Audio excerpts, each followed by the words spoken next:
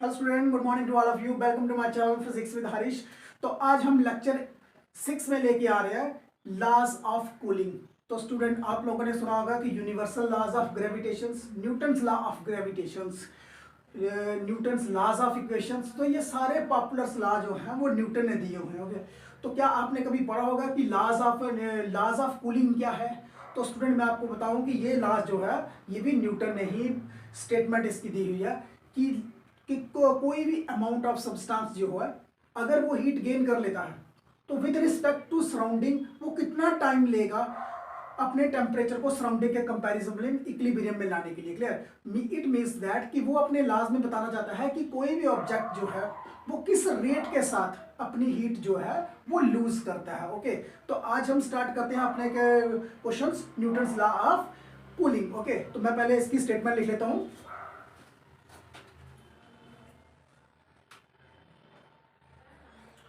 Newton's law of cooling जो है इसकी स्टेटमेंट क्या है, पहले आप स्टेटमेंट को उतार लो।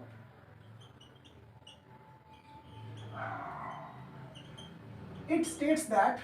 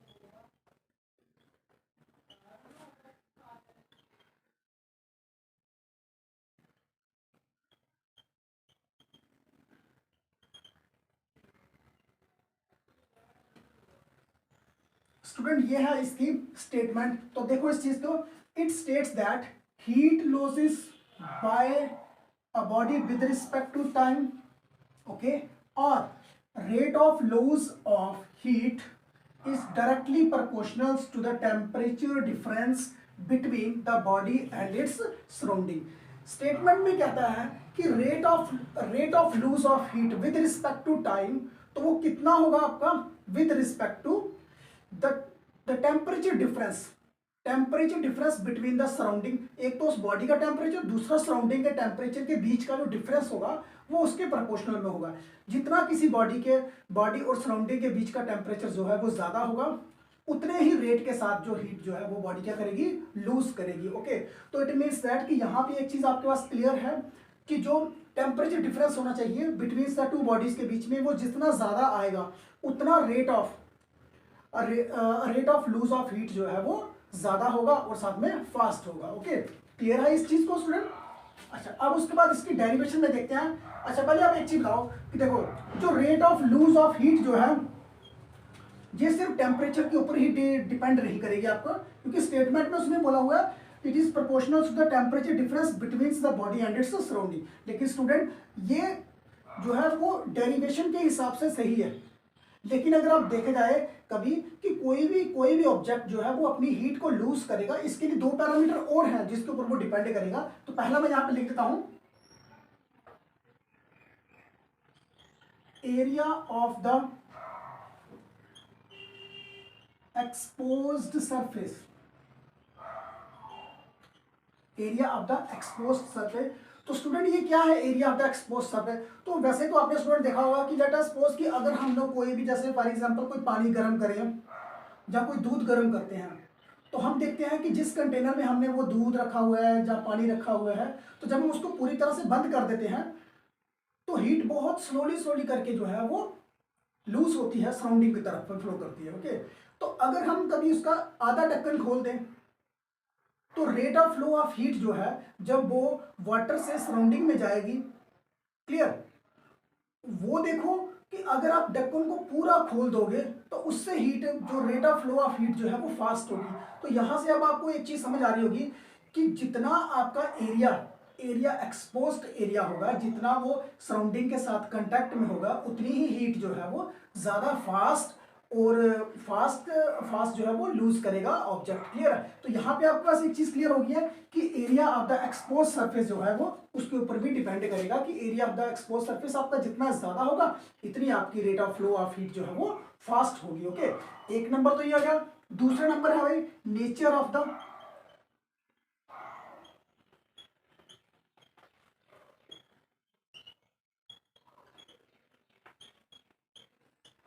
Nature of the surface of the body. हाँ जी, अब स्टूडेंट इस चीज को देखो कि nature of the surface of the body क्या है। अच्छा, अब आपने कभी स्टूडेंट देखा होगा कि कोई भी ऑब्जेक्ट जो है जब उसके ऊपर टेंशन लगती है तो उसके ऊपर सरफेस के ऊपर क्या बनती है, मेम्ब्रेन बन जाती है। ओके, अब वो मेम्ब्रेन देखना है आपने कि वो मेम्ब्रेन कैसी है। जैसे for example let us suppose कि अब आप देखते हो कि इन कंपैरिजन वाटर की भी मेम्ब्रेन बनती है सरफेस टेंशन से, मिल्क की भी मेम्ब्रेन बनेगी। ओके, तो और भी अगर आप लिक्विड लेते जाओगे तो जैसे जैसे लिक्विड की डेंसिटी बढ़ती जाएगी उसकी मेम्ब्रेन की भी थिकनेस आ जाएगी।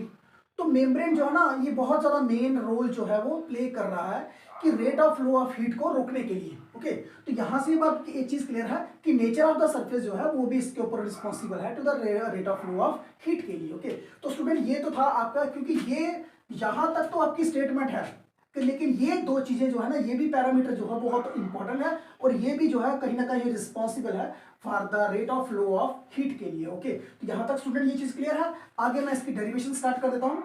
तो डेरिवेशन में हमने इसको किस तरह से प्रूव करना है। डेरिवेशन में देखो,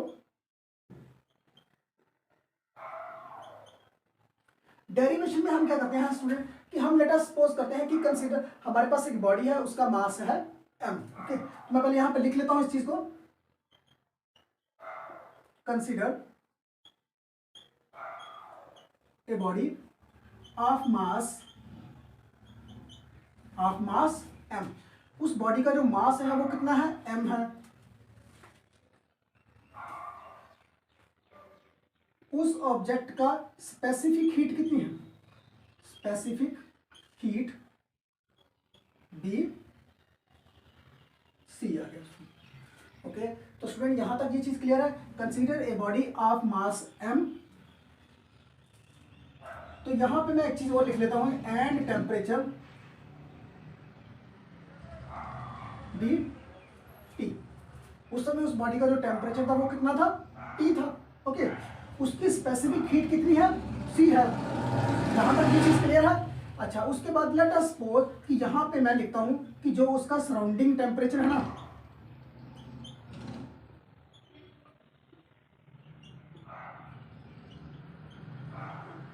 surrounding temperature B T naught. तो ये चीज देख लो, सराउंडिंग टेम्परेचर कितना है, टी नॉट है। तो अब मैं यहां पे लिखता हूं कि D Q upon d T जो है वो क्या है, be the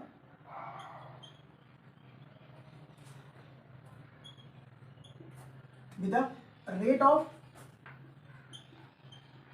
flow of heat, rate of flow of heat. तो यहां तक ये चीज क्लियर है आपके पास कि rate of flow of heat जो है वो कितनी है यहाँ पे। ओके, तो स्टूडेंट अगर मैं यहाँ पे इसके आगे माइनस लिख दूं तो फिर यहाँ पे क्या हो गया आपका, minus D Q by D T क्या है आपके पास, be the rate of flow of heat तो है। तो फिर यहाँ पे आपके पास क्या आएगा, rate of loose of heat, losses of heat. Okay, अगर मैंने माइनस लगा दिया तो यहाँ पे rate of loose of heat जो है विद रिस्पेक्ट टू सराउंडिंग क्या हो जाएगा आपके पास यहाँ पे, minus D Q by D T. Okay, तो accordings to Newton's law of gravity, Newton's law of cooling जो है उसके अकॉर्डिंग क्या होगा, accordings to Newton's law of cooling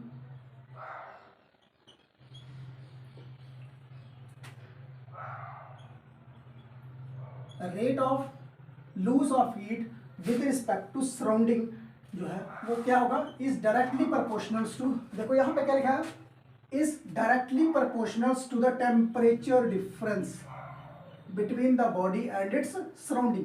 body का टेम्परेचर क्या है, T है, सराउंडिंग का टेम्परेचर कितना है, T0 है, तो इन दोनों के बीच का डिफरेंस, तो डिफरेंस यहाँ पे कितना आएगा आपके पास, यहाँ पे T माइनस T0।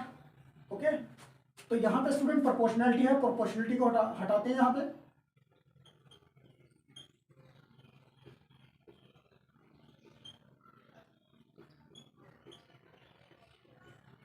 तो मैं यहाँ पे लिख देता हूं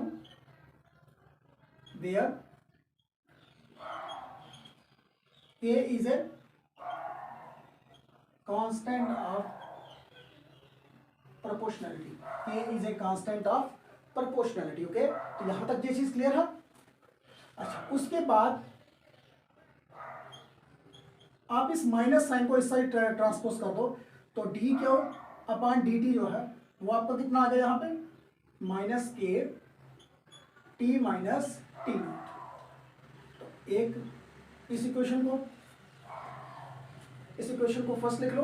ओके, अच्छा, अब स्टूडेंट मैंने आपको बताया था कि इस समय मैंने माना था कि ऑब्जेक्ट का जो मास है वो कितना है, m है, उसकी जो स्पेसिफिक हीट है वो कितनी है, c है। तो अगर कभी हम यहां से लिखें कि rate of loose of heat जो है वो यहाँ पे कितनी होगी, तो देखो यहाँ पे जो रेट ऑफ यहाँ पे जो आपके पास है, 2 मिनट स्टूडेंट, यहाँ पे एक काम करते हैं कि आप यहाँ से अमाउंट ऑफ हीट निकालो, बस यहाँ इसको रहने दो। तो यहाँ पे डी क्यू माइनस के डी टी, इसको रखते हैं हम इक्वेशन नंबर 1। ओके, यहाँ से डी क्यू निकालो, तो दोबारा से अब हमने निकाला है डी क्यू जो है, डी क्यू अगर हमने निकालना है, अमाउंट ऑफ हीट निकालना है, तो अमाउंट ऑफ हीट आपकी दूसरी तरीके से भी निकल जाएगी। अगेन यहां पे देखो डी क्यू यहां पे कितना आ रहा है आपके पास, mass into specific heat into temperature difference. तो टेम्परेचर डिफरेंस कितना आ रहा है आपके पास यहाँ पे, T माइनस टी नॉट।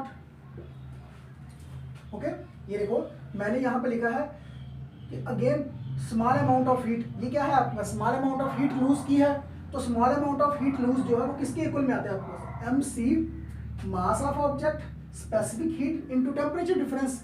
तो टेम्परेचर डिफरेंस जो है वो किन्हीं दो बॉडीज के बीच का डिफरेंस है। तो डिफरेंस अब आपको पता है यहाँ पे कि इसको मैं यहाँ पे, क्योंकि ये टेम्परेचर बहुत कम वैल्यू होगी, स्मॉल वैल्यू होगी, तो मैं इसको यहाँ पे क्या लिखता हूँ, dt। ओके, ये मेरे पास आ गई यहाँ पे सेकंड इक्वेशन। यहां तक आपको समझ आ गया है कि डी क्यू की मैंने 2 बार वैल्यू निकाली है, एक मैंने निकाली लास के हिसाब से, ओके, दूसरी बार मैंने वैल्यू निकाली स्पेसिफिक, जो स्पेसिफिक हीट है उसकी वैल्यू लगा के, उसका फॉर्मूला लगा के मैंने यहाँ पे इसका अमाउंट ऑफ हीट निकाल दिया। तो डी क्यू आपके पास क्या है, मैंने यहाँ पे लिख दिया है कि डी क्यू जो है आपके पास small amount of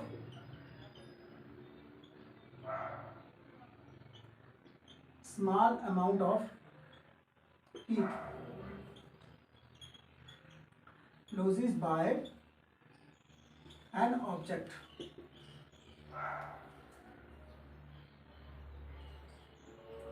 with respect to dt। Okay, कितने टाइम इंटरवल के लिए ये लूज कर रहा है अपना, dt टाइम के लिए ये लूज कर रहा है। ओके, तो यहां तक स्टूडेंट ये चीज क्लियर है। ओके, अच्छा जी, अब उसके बाद देखो यहां पे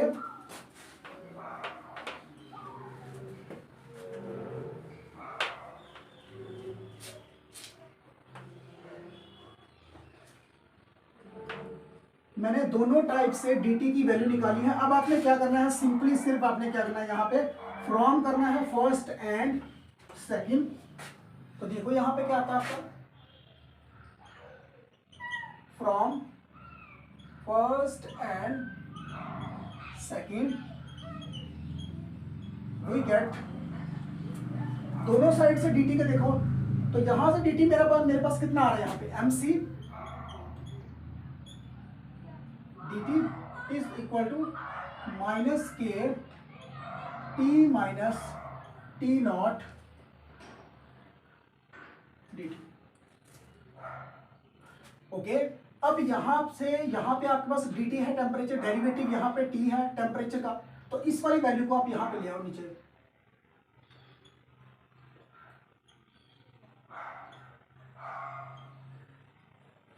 t माइनस टी नॉट, इस साइड आपके पास आ गया k, यहाँ पे आपके पास आया mc और dt। यहां तक ये चीज क्लियर है? ओके। अच्छा, अब उसके बाद देखो यहां पे आपके पास इस वाली पूरी वैल्यूज के लिए यहां पे मैं यहां पे इस वैल्यू की जगह पे k अपान mc जो है ना, इसकी जगह पे मैं c लिखता हूं। क्या लिखता हूं यहां पे? एक कांस्टेंट c। ओके, तो यहां पे नोट करो, ये वैल्यू यहां पे पुट करो, तो dt upon t minus T naught is equal to minus c dt। यहां तक ये चीज क्लियर है? ओके। अच्छा, उसके बाद देखो अब यहां पे इस वाली इक्वेशन को आपने इंटीग्रेट करना है, इंटीग्रेटिंग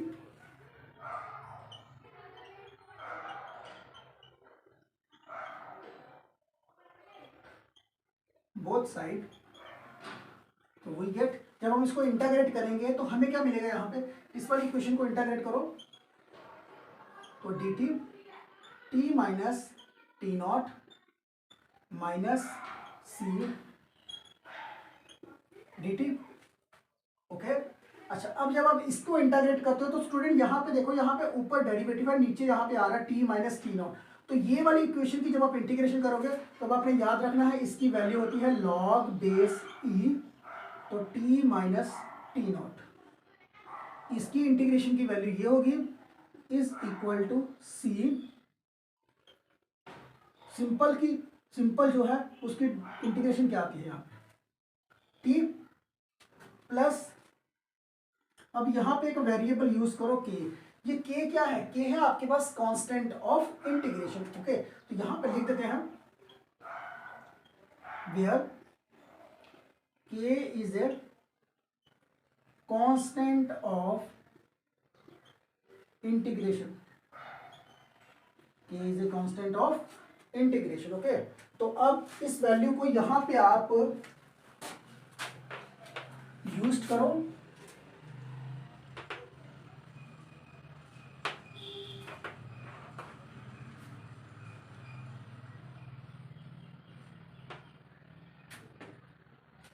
अच्छा अब देखो यहां पे स्टूडेंट log e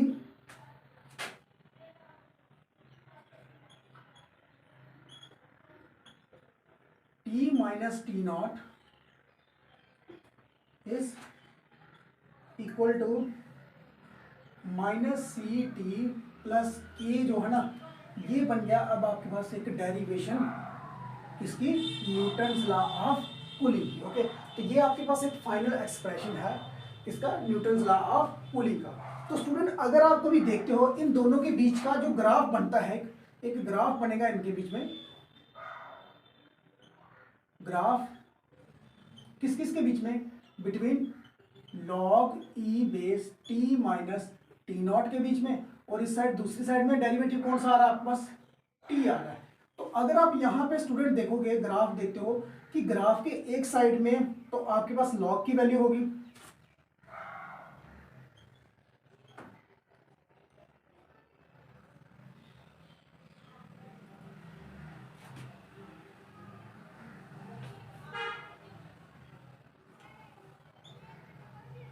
और इस साइड आपकी t की वैल्यू होगी। क्लियर? तो अब आप लोग देखोगे यहां पे कि इस इक्वेशन के हिसाब से जो यहां पे ग्राफ बनेगा, जो स्लोप बनेगी वो बिल्कुल एक स्ट्रेट लाइन बनेगी। एक तो जो इसका स्लोप बनेगा वो बिल्कुल एक स्ट्रेट लाइन बनेगा। दूसरे नंबर पे यहाँ पे जो इसका स्लोप आएगा वो नेगेटिव आएगा। नेगेटिव में क्यों आ रहा है कि यहाँ पे स्टूडेंट आपने देखा होगा कि विद रिस्पेक्ट टू टाइम, जैसे जैसे टाइम बढ़ता जाएगा कि जो rate of flow of heat है, जो rate of loss of heat जो है वो क्या होती जाएगी? विद रिस्पेक्ट टू टाइम कम होती जाएगी। तो तभी जो इसका एक तो इसका मैं लिख देता हूँ यहाँ पे, जो इसका ग्राफ बनेगा वो क्या बनेगा? स्ट्रेट लाइन बनेगा। The graph between the log e T minus T not and small T, तो उसके बीच में क्या आएगा, ये एक स्ट्रेट लाइन होगी एक नंबर। दूसरे नंबर पे क्या है, ये नेगेटिव स्लोप है।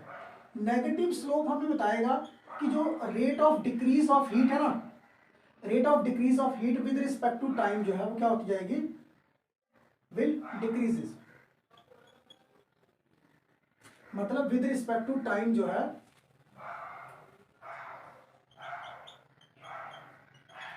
विद रिस्पेक्ट टू टाइम जो है वो क्या होती जाएगी, डिक्रीज होती जाएगी। ओके, तो यहां से स्टूडेंट आपको एक चीज क्लियर हो गई कि ये आगे जाके बढ़ता जाएगा, ऐसे करके बढ़ जाएगा। यहाँ से इस साइड से भी ये इस साइड पर टच हो जाएगा, तो इस साइड से भी जैसे जैसे ये लाइन इस साइड को पार होती जाएगी तो ये आती जाएगी आपके पास यहाँ पे। तो स्टूडेंट यहाँ पे आपके पास ये चीज क्लियर हो गया कि जो आपके पास यहाँ पे rate of flow of heat या फिर rate of loss of heat जो है विद रिस्पेक्ट टू टाइम जो है वो डायरेक्टली प्रोपोर्शनल होगा किसके इक्वल में, in between the temperature difference between the body and the surrounding. Okay, तो स्टूडेंट यहाँ से अगर आप कभी देखो कंक्लूजन में देखो तो यहाँ पे मैं आपको ना एक नोट में आप एक चीज लिखो, अगर आपको इसके इस क्वेश्चन के रिलेटेड अगर आपके पास यहाँ पे क्वेश्चन आएगा, ओके, तो वो आपने कैसे करके इसका करना है। न्यूमेरिकल में देखो कि यहाँ पे आपके पास जो आया था D Q by D T, तो वो आपके पास कितना आया था, यहाँ पे आपके पास आया था के टी माइनस टी नॉट, एक तो ये आया था आपके पास। ओके, तो अगर कभी आप इसी फॉर्मूले को देखो कि जो आपके पास D Q by D T आ रहा है, तो यहां से स्टूडेंट ये आपके पास यहाँ पे T minus T not upon T, दोनों को अगर आप यहाँ पे यूज करोगे तब जाके आपके पास यहाँ से आप एक वैल्यू निकाल पाओगे कि कितना टाइम यहाँ पे जो कोई भी चीज़ ठंडी हो रही है तो उसको कितना टाइम लेगा, ये कोई भी ऑब्जेक्ट जो है कि जब वो सराउंडिंग के कंपैरिजन में उसका टेम्परेचर आएगा। क्लियर, तो ये क्वेश्चन आगे जाके डाउट क्लियर होगा जब हम इसका न्यूमेरिकल करेंगे। ओके, क्लियर है, तो पहले आप फिलहाल ये क्वेश्चन उतारो, उसके बाद हम न्यूमेरिकल करेंगे इसका। ओके,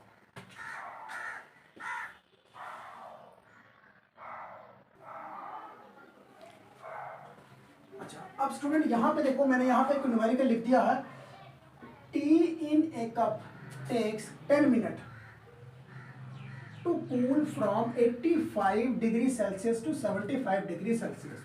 ओके, तो स्टूडेंट पहली लाइन में वो क्या कहता है कि एक चाय का कप है, पहले उसका टेम्परेचर जो था वो 85 डिग्री था, 85 डिग्री से 75 डिग्री पे आने के लिए चाय को कितना टाइम लग गया, 10 मिनट लग गए।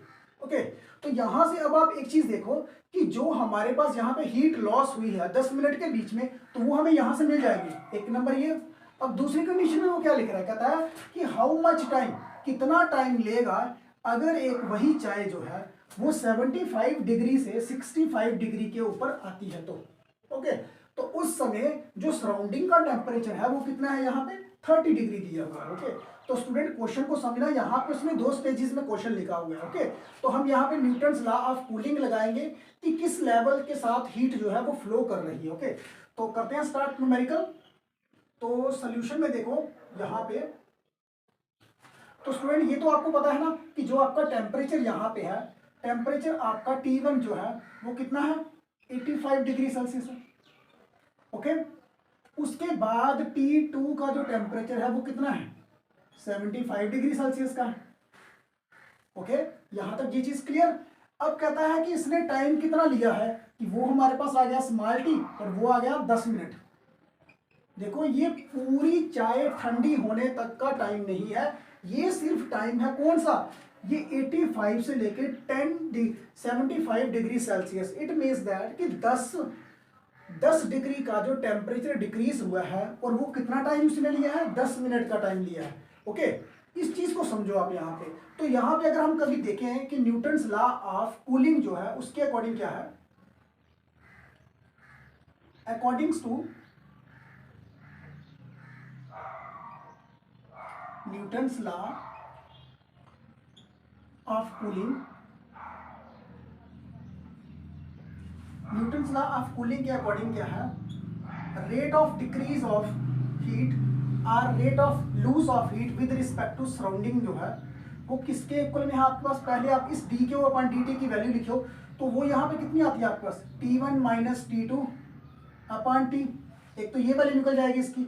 अगर एक और दूसरा, अगर आप कभी फार्मूले के हिसाब से चलो तो वो फार्मूला था आपके पास यहाँ पे के T minus T naught. Okay, यहां तक ये चीज क्लियर है? ओके, अच्छा जी, अब देखो यहाँ पे अगर हम यहाँ पे वैल्यू लगाएं, rate of decrease of heat जो है वो कितनी आ रही है यहाँ पे? पहले केस में देखो, पहले केस में है आपके पास यहाँ पे T1 85 डिग्री सेल्सियस, 85 में से 75 निकाला, टाइम कितना है? 10 मिनट का है। तो यहाँ पे देखो स्टूडेंट, यहाँ पे है के। ओके, अच्छा, अब देखो ये जो है ना, ये टी जो है, ये टी आपका टेम्परेचर है किसका? बॉडी का। अब ये बॉडी जो है, बॉडी में तो अटेन किए हुए हैं दो टेम्परेचर।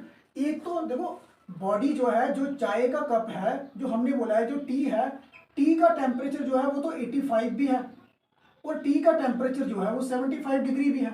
अब इन दोनों में से हम कौन सा लें भाई? ना तो हम इसको लेंगे ना हम इसको लेंगे, हम इन दोनों के बीच के मीडियम को लेंगे, मीन वैल्यू लेंगे इन दोनों की। ठीक है, इस चीज को समझना, क्योंकि 85 डिग्री टेम्परेचर भी टी का ही था और 75 भी इसी टी का ही है। तो हम किसी एक फार्मूले के बीच में किसी एक वैल्यू को हम पर्टिकुलर नहीं रख सकते। हम ना 85 लेंगे ना 75 लेंगे, हम इन दोनों का मीन निकालेंगे। ओके, तो मीन यहाँ पे लिख लो, यहाँ पे टी की जगह पे यहाँ पे आएगा आपके पास मीन। तो मीन वैल्यू कितनी है आपके यहाँ पे? 85 प्लस 75 डिवाइडेड बाई 2 और माइनस टी नॉट। ये टी नॉट क्या है? टी नॉट है आपका टेम्परेचर किसका? सराउंडिंग का, सराउंडिंग टेम्परेचर। ओके, और टी नॉट की जो वैल्यू है वो दी हुई है, वो कितनी है? 30 डिग्री सेल्सियस। ओके, तो यहां पे आप वैल्यू लगाओ, तो देखो कितनी वैल्यू आ रही है यहाँ पे? 85 में से 75 निकाले तो 10 अपॉन 10 इज इक्वल टू के 815 एक 16, 160 डिवाइडेड बाई 2 माइनस 30 16 1 is equal to k 80 minus 30 degree Celsius. तो 1 is equal to k 80 minus 30 कितना होता है आपके पास यहाँ? 50। तो यहां से आपको स्टूडेंट एक चीज क्लियर हो गई है कि आपके पास जो के है ना, के की वैल्यू आपके पास आई कितनी? 1/50।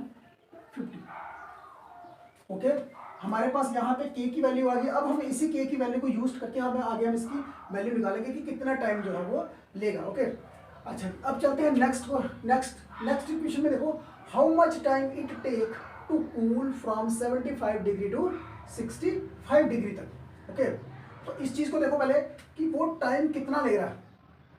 तो दोबारा से इसी लॉ को लगाते हैं यहाँ पे, according to again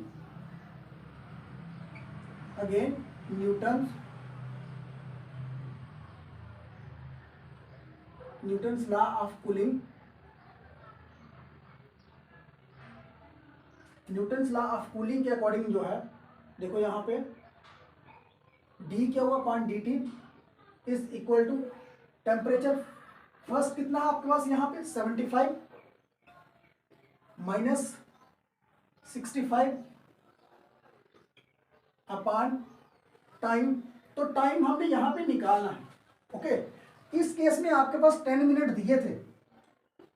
okay, second case में आपके पास जो टाइम है ना, वो आपने निकालना है। यहाँ पे ये वाला टाइम आपने निकालना है। ओके, तो मैं यहाँ पे लिख देता हूँ 75 अपॉन यहाँ पे टी इज इक्वल टू के।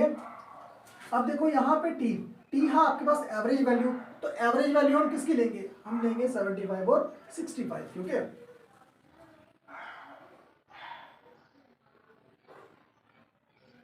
75 plus 65 divided by 2 minus temperature कितना है सराउंडिंग का? 30 डिग्री सेल्सियस। तो स्टूडेंट, जो सराउंडिंग का टेम्परेचर है वो चेंज नहीं होगा, इस चीज को समझना। ओके, अच्छा, अब उसके बाद देखो यहाँ पे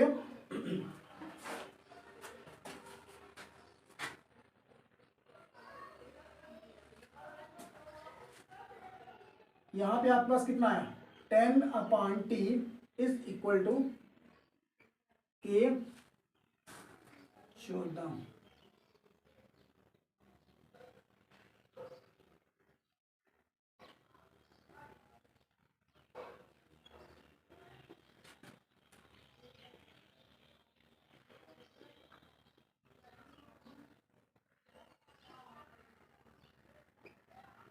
70 माइनस 30, तो 10/T इज इक्वल टू के।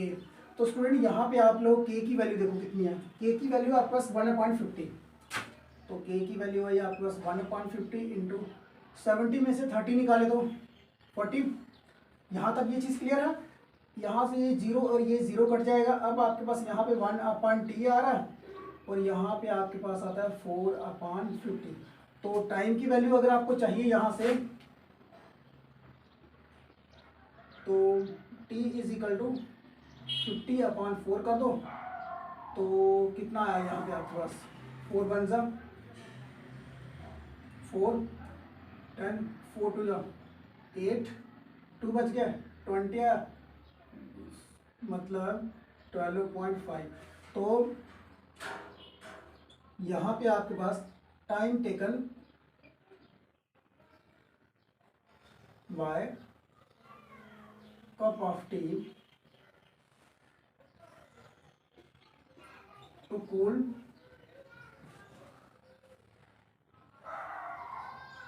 From 75 degree to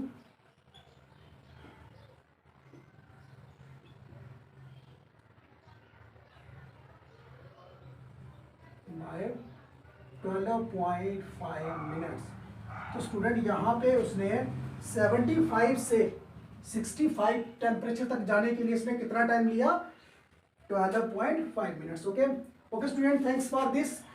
okay, hope so आपको अच्छी तरह से समझ आया होगा। यहाँ से नहीं समझ आया होगा, प्लीज उस चीज को आपने रोक के वीडियो को पॉज करके आपने अच्छी तरह से समझा। Okay okay, thanks for this.